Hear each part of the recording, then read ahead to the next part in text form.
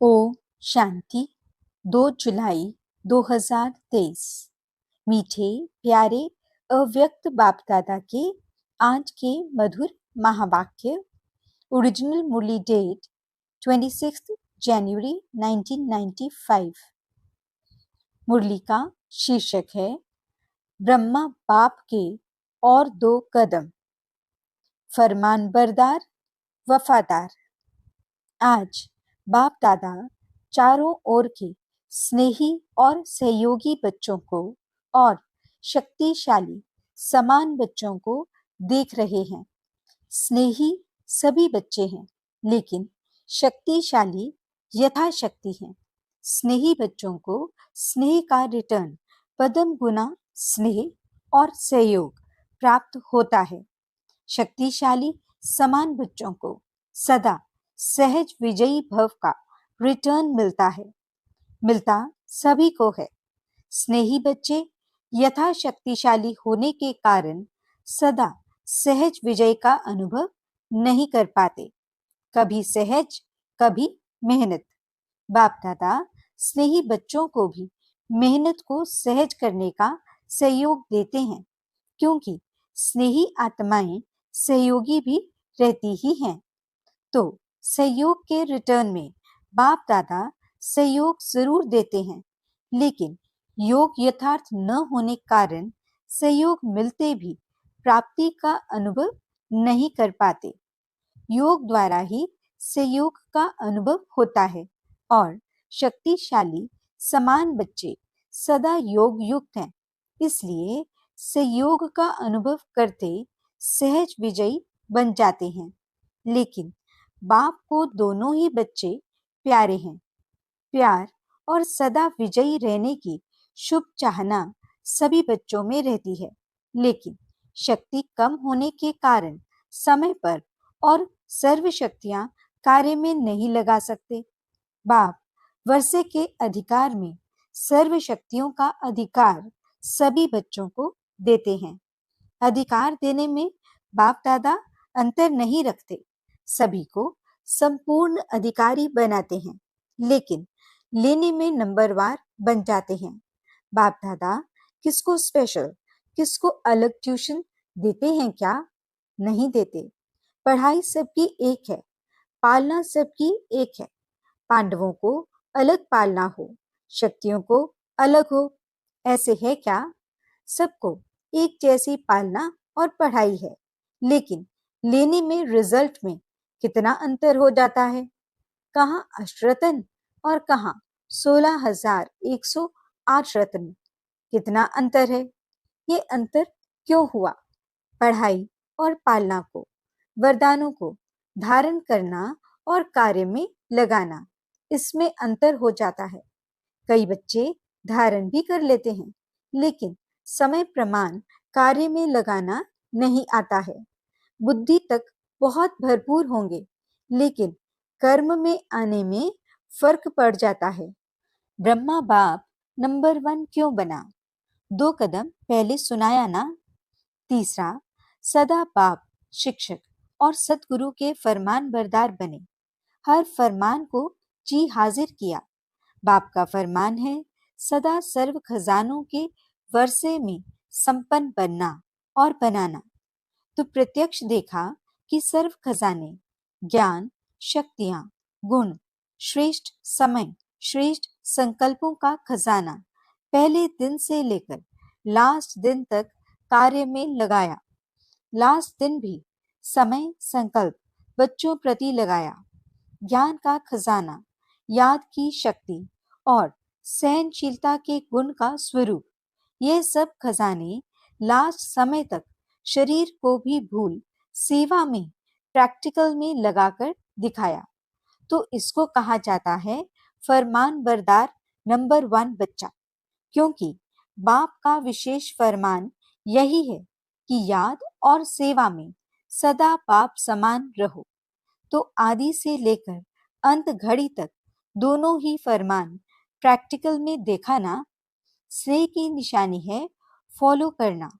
तो चेक करो, आदि से अब तक सर्व खजानों को स्व के साथ साथ सेवा में लगाया है।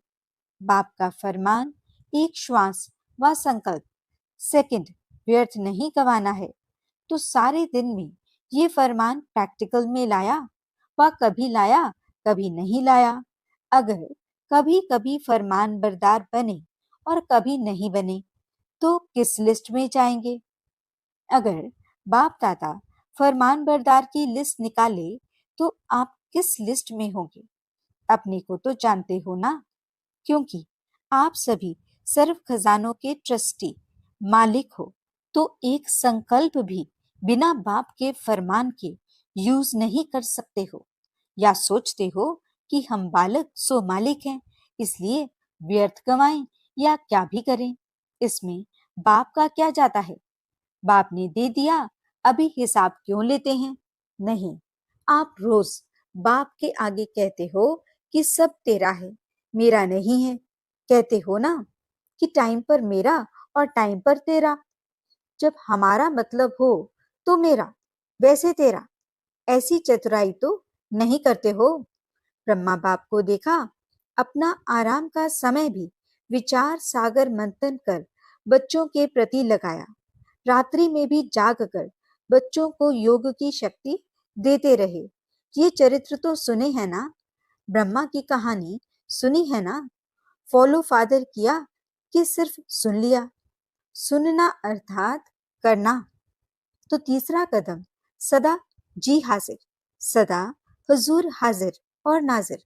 कभी ब्रह्मा बाप से शिव बाप अलग नहीं हुए, हाजिर नाजिर रहे ना। बच्चे ने कहा बाबा और बाप ने कहा मीठे बच्चे। तो मन की स्थिति में सदा हाजिर और नाजिर अनुभव किया। सेवा में सदा जी हाजिर किया, चाहे रात हो चाहे दिन हो। सेवा का डायरेक्शन मिला और प्रैक्टिकल किया, और कर्म में सदा हाजी किया। हाजी का पाठ पढ़ाया ना, तो आप क्या फॉलो करते हो? कभी हाजी कभी नाजी तो नहीं करते। तो प्यार का सबूत दिखाओ। ऐसे नहीं सोचो कि जितना बाप से मेरा प्यार है उतना और किसका नहीं। मेरे दिल में देख लो, क्या दिखाऊं, क्या सुनाऊं? बच्चे ऐसे गीत गाते हैं, लेकिन सबूत दिखाओ। सबूत है फॉलो फादर। तो चेक करो, स्थिति में, सेवा में, कर्म अर्थात संबंध संपर्क में आना ही कर्म है। तीनों में सदा फॉलो फादर है। हर फरमान सिर्फ बुद्धि तक रहता है या कर्म में भी आता है? रिजल्ट में देखा जाता है कि अगर बुद्धि और वाणी में 100 बातें रहती हैं तो कर्म में 50 हैं। तो उन्हों को फॉलो फादर कहें? अधूरी रिजल्ट वालों को फॉलो फादर की लिस्ट में रखें? आप क्या समझते हैं, वे फरमानबरदार हैं कि आप आधे में राजी हैं? थोड़ा थोड़ा अंतर पसंद है। शुरू शुरू में माला भी बनाते थे, गोल्ड सिल्वर भी लिस्ट निकालते थे। तो अभी फिर से लिस्ट निकालें कि सिल्वर में नाम देखकर कॉपर बन जाएंगे? समय की सूचना बाप तो दे ही रहे हैं, लेकिन प्रकृति भी दे रही है, प्रकृति भी चैलेंज कर रही है। तो समय के प्रमाण आप लोग औरों को भी सूचना देते रहते हो। भाषणों में सबको कहते हो कि समय आ गया है, समय आ गया है। तो अपने को भी कहते हो या सिर्फ दूसरों को कहते हो? दूसरों को कहना तो सहज होता है ना। तो स्वयं भी ये चैलेंज स्मृति में लाओ।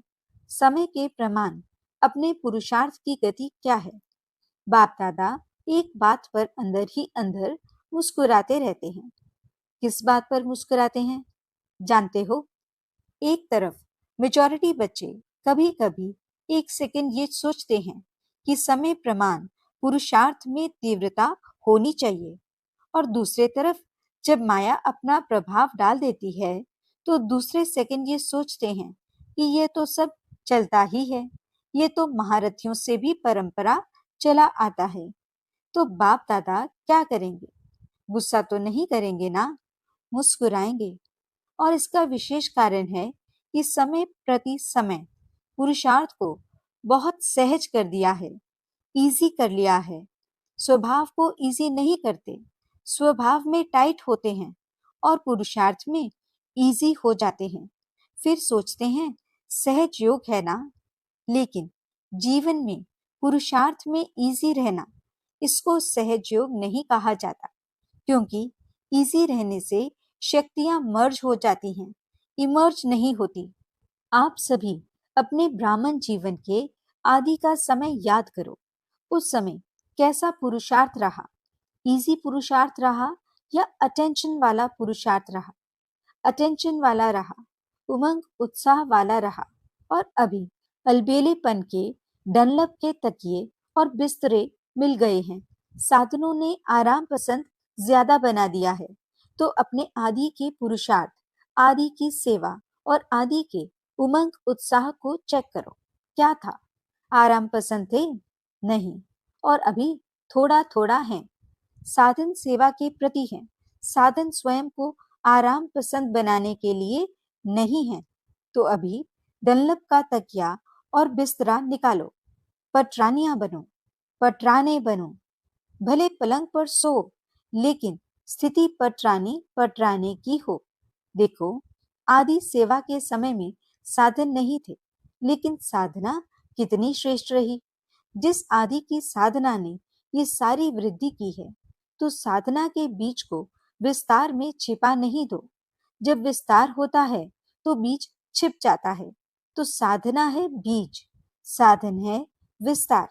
तो साधना का बीज छिपने नहीं दो। अभी फिर से बीज को प्रत्यक्ष करो। बाप दादा ने इस सीजन में काम दिया था, लेकिन किया नहीं। याद है क्या दिया था? कि कॉपियों में है। काम दिया था कि बेहद के वैराग्य वृत्ति पर स्वयं से भी चर्चा करो और आपस में भी चर्चा करो, और प्रैक्टिकल में इस साधना के बीज को प्रत्यक्ष करो। तो किया कि एक दिन सिर्फ डिबेट कर ली, वर्कशॉप तो हो गई, लेकिन वर्क में नहीं आई। तो वर्तमान समय के प्रमाण, अभी अपनी सेवा व सेवा स्थानों की दिनचर्या बेहद के वैराग्य वृत्ति की बनाओ।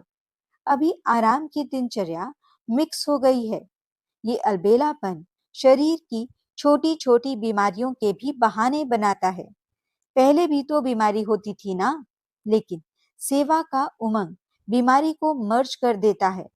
जब कोई आपके दिल पसंद सेवा होती है तो बीमारी याद आती है। अगर आपको इंचार्ज बहन कहे, नहीं, आपकी तबीयत ठीक नहीं है, दूसरे को करने दो, तो करने देंगे? उस समय बुखार व सिर दर्द कहाँ चला जाता है? और जब सेवा कोई पसंद नहीं होगी तो क्या होगा? सिर दर्द भी आ जाएगा, तो पेट दर्द भी आ जाएगा। सुनाया है ना कि अगर बहानेबाजी में बुखार कहेंगी तो टीचर कहेगी कि थर्मामीटर लगाओ, लेकिन पेट दर्द और सिर दर्द का थर्मामीटर तो है ही नहीं। मूड ठीक नहीं होगा और कहेंगे कि पेट दर्द है। तो ये अलबेलेपन के बहाने हैं। बेहद की वैराग्य वृत्ति मर्ज हो गई है और बहानेबाजी इमर्ज हो गई है। बाप दादा देख रहे थे कि सभी बच्चे बहुत स्नेह से मधुबन में पहुंच गए हैं, तो स्नेह तो दिखाया, उसकी मुबारक हो। बाप दादा को भी बच्चों की खुशी देखकर खुशी होती है, लेकिन आगे क्या करना है? सिर्फ मधुबन तक पहुंचना है या स्नेह का सबूत दिखाने के लिए फरिश्ते रूप में वतन में पहुंचना है? क्या करना है? मधुबन में पहुंचे उसकी मुबारक है, लेकिन फरिश्ता बन वतन में कब पहुंचेंगे? चलते फिरते आप सभी को फरिश्ता ही देखें। बोल चाल, रहन सहन सब फरिश्तों का बन जाए। और फरिश्ते का अर्थ ही है डबल लाइट। तो दिनचर्या में लाइट नहीं बनना है, लेकिन संबंध संपर्क में स्थिति में लाइट। तो लाइट बनना आता है कि बोझ खींचता है? बाप दादा स्नेह का सबूत देखना चाहते हैं, और जब स्नेह का सबूत देंगे तो आपको तालियां बजाने की जरूरत नहीं पड़ेगी, लेकिन माया भी ताली बजाएगी। वाह विजयी वाह, प्रकृति भी ताली बजाएगी। तो अभी कुछ परिवर्तन करो। अभी स्वयं को स्नेह के साथ शक्तिशाली बनाओ। स्वयं के परिवर्तन में शक्ति रूप बनो। सहज योगी करके अलबेलापन नहीं लाओ। बाप दादा देखते हैं कि स्व प्रति, चाहे सेवा प्रति, चाहे औरों के संबंध संपर्क प्रति अलबेलापन ज्यादा आ गया है। ऐसे नहीं सोचो कि सब चलता है। एक दो को कॉपी नहीं करो, बाप को कॉपी करो। दूसरों को देखने की आदत थोड़ी ज्यादा हो गई है। अपने को देखने में अलबेलापन आ गया है। बाप दादा ने सुनाया था ना कि नजदीक की नजर कमजोर हो गई है और दूर की नजर तेज हो गई है। तो अभी क्या करेंगे? सीजन का फल क्या देंगे? कि सिर्फ बाप आया, मिला, मनाया, मुरली सुनी, ये फल है? हर सीजन का फल होता है ना। तो इस सीजन का फल बाप दादा को क्या भोग लगाएंगे? भोग लगाते हो तो फल भी रखते हो ना। वो तो बाजार में मिल जाता है, कोई बड़ी बात नहीं। अब इस सीजन का फल क्या भेंट करेंगे या भोग लगाएंगे? लगाना है या मुश्किल है? तो देखेंगे कि नंबर 1 भोग कहाँ से आता है। वायदा तो बहुत अच्छा करके जाते हो, कभी भी ना नहीं करते हो, हाँ ही करते हो, खुश कर देते हो। लेकिन अभी क्या करेंगे? टीचर्स नंबर 1 भोग लगाएंगी ना। सभी सेंटर्स का भोग देखेंगे। प्रवृत्ति वाले भी भोग तो लगाते हो ना, कि खुद ही खा जाते हो? तो ये नहीं सोचना कि सिर्फ सेंटर्स वालों का काम है, सभी का काम है। तो फरमान बरदार का कदम प्रैक्टिकल में लाना है। चौथा कदम है वफादार। कभी भी मन से, बुद्धि से, संकल्प से बाप के बेवफा नहीं बनना। वफादार का अर्थ ही है सदा एक बाप, दूसरा न कोई। संकल्प में भी देह, देह के संबंध, देह के पदार्थ व देहधारी व्यक्ति आकर्षित नहीं करे। जैसे जब पति पत्नी एक दो के वफादार बनते हैं, तो स्वप्न में भी अगर पर यानी दूसरे की याद आ गई तो वफादार नहीं कहा जाता। तो ब्रह्मा बाप को देखा, संकल्प भी दूसरे के तरफ नहीं। एक बाप सब कुछ है, इसको कहा जाता है वफादार। अगर पदार्थ की भी आकर्षण है, साधनों की भी आकर्षण है, तो साधना खंडित हो जाती है, वफादारी खंडित हो जाती है। और खंडित कभी भी संपन्न पूज्य नहीं गाया जाता है। तो चेक करो कि संकल्प में भी कोई आकर्षण बेवफा तो नहीं बना देती। अगर जरा भी किसी के प्रति विशेष झुकाव है, थोड़ा भी पर्सनल झुकाव है, चाहे गुण के ऊपर, चाहे सेवा के ऊपर, चाहे अच्छे संस्कारों के ऊपर भी अगर एक्स्ट्रा प्रभावित हैं, तो वफादार नहीं कहा जाएगा। सबकी विशेषता बेहद की विशेषता पर आकर्षित है, वो दूसरी बात है। लेकिन किसी विशेष व्यक्ति या वैभव के ऊपर आकर्षित है, तो वफादार की लिस्ट में खंडित गाया जाएगा। तो चेक करो कि खंडित मूर्ति तो नहीं है, पूज्य हैं। कहाँ एक्स्ट्रा लगाव व झुकाव तो नहीं है। संकल्प मात्र भी झुकाव नहीं। वाचा कर्मणा की तो बात ही छोड़ो। लेकिन संकल्प मात्र भी है तो खंडित के लिस्ट में आ जाएंगे। तो चेक करना आता है ना। अच्छा, चारों ओर की स्नेह का सबूत देने वाले हर फरमान को संकल्प, बोल और कर्म में लाने वाले सदा स्वयं को बाप समान, सिंपल और सैंपल बनाने वाले, ब्रह्मा बाप के हर कदम पर कदम रखने वाले, ऐसे शक्तिशाली बाप समान बनने के दृढ़ संकल्पधारी सर्व बच्चों को बाप दादा का याद प्यार और नमस्ते। हम रूहानी बच्चों की रूहानी बाप दादा को दिल व जान, सिक व प्रेम से नमस्ते, नमस्ते, नमस्ते जी। गुड मॉर्निंग बाबा। शुक्रिया बाबा। वरदान, साक्षीपन की स्थिति द्वारा हीरो पार्ट बजाने वाले सहज पुरुषार्थी भव। साक्षीपन की स्थिति ड्रामा के अंदर हीरो पार्ट बजाने में सहज योगी बनती है। अगर साक्षीपन नहीं तो हीरो पार्ट बजा नहीं सकते। साक्षीपन अर्थात देह से न्यारे आत्मा मालिकपन की स्टेज पर स्थित रहे। देह से भी साक्षी मालिक। इस देह से कर्म कराने वाली ऐसी साक्षी स्थिति ही सहज पुरुषार्थ का अनुभव कराती है, क्योंकि इस स्थिति में किसी भी प्रकार का विघ्न या मुश्किलात नहीं आ सकती। यह है मूल अभ्यास। इसी अभ्यास से लास्ट में विजयी बनेंगे। स्लोगन: फरिश्ता बनना है तो अपने सर्व रिश्ते एक प्रभु के साथ जोड़ लो। अच्छा, ओम शांति।